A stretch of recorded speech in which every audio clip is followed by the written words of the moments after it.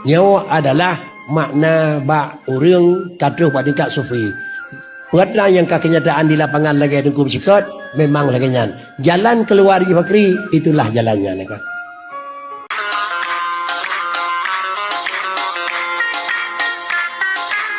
Assalamualaikum warahmatullahi wabarakatuh.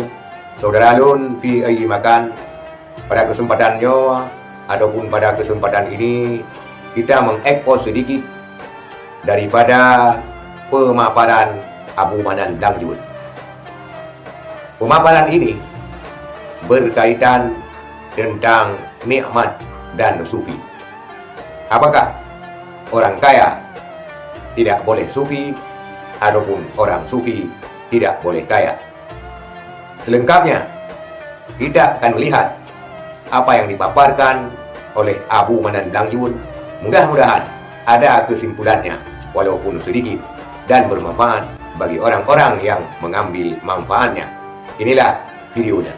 Lagi tira orang hana mingat ade, hana mikat ade dengan dunia nengku kan bek kaya. Kan bek kaya nengku. Tetapi bek dikat ade dengan orangnya. Dengan bendanya hana dikat ade. Kaya boleh jadi. Bak Nabiullah Ibrahim sejai ni. Bak Nabiullah Ismail Sulaiman sejai. Hana mikat ade dengan orangnya nengku. Kemudian mana hana mikat ade kepada orangnya. Diizin lambab tersawuf. Hai manusia, gata long izin adalah tergunakan nikmat long semaksimal mungkin. Dengan catatan gata adalah baik yet gata ke nikmat long ni.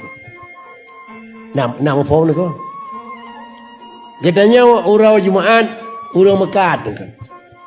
Urang Jumaat, urang kerja kantor ni. Urang Jumaat, urang kerja apa lain ni.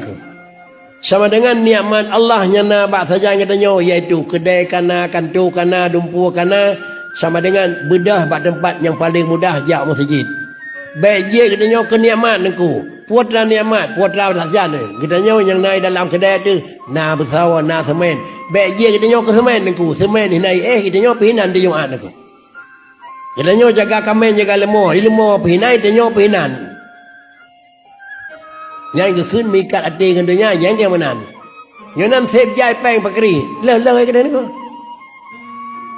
Sep le rumah god kri god ke ni pun salah non ko. Karena menyokoi menan dapat makna sufi bek fikir sapu. Coba contoh ni ko. Nyom bak musim nyom pama rumah tu tetai patah lia lagi matang lunduan nyaman ko. Padi dawri de abet ko. Han ki.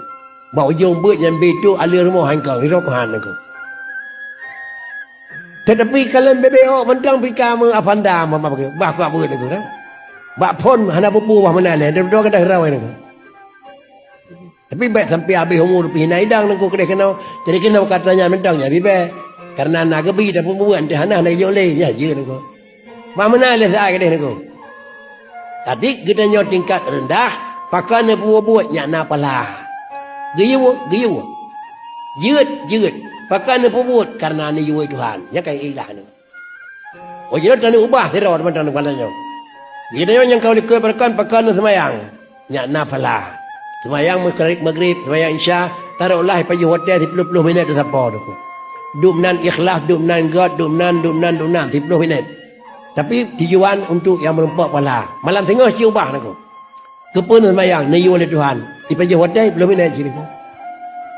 Nak beda aku. Mana ubah mentang ni ko? Kaman ni ko? Jadi nyo kisah ni. Hana mari. Jangan kamu demo elemen yang jitim jangan ate tu. Maka sama dengan kepun pegat karena adalah niyulul li Allah Taala ni ko. Nyawa adalah makna bak urang katuh pada tingkat sufi. Buatlah yang kenyataan di lapangan lagi dengkum sikot memang lagi nyan. Jalan keluar Haji Fakri itulah jalannya ni ko. Sawa yang kira-kira pembuat lagi ya yang kan merumpuk tulisan nubah di Tuhan sikapnya. Itu yang dua pegah. Allamallahu ilma malam ya'lam. Itulah penjelasan Abu Manan Dangjun yang sudah sangat jelas dan terperinci. Mudah-mudahan bagi kita orang-orang permulaan ataupun orang-orang mubtadi ada manfaatnya sehingga kita dapat mengambil hikmah dan intisari daripada apa yang sudah disampaikan oleh Abu Manan. Sekian, terima kasih. Assalamualaikum warahmatullahi wabarakatuh.